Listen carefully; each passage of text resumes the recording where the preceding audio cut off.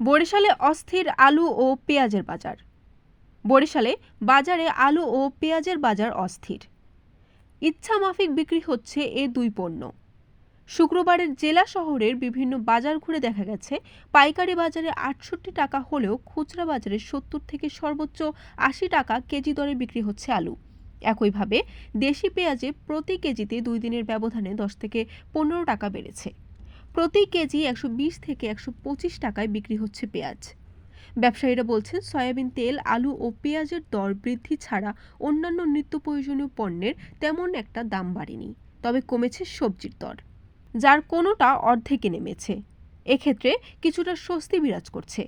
এ নিয়ে ক্রেতারা বলছেন, আয় বাড়েনি বলে তাদের চাহিদার রেশ টানতে বাধ্য হচ্ছেন। এক্ষেত্রে দোকানিরা ইচ্ছামাফিক পণ্যের দাম বাড়িয়ে বিক্রি করায় বাজার তদারকিতে প্রশাসনের ভূমিকা রাখার দাবি করছেন। বরিশাল নিউজ।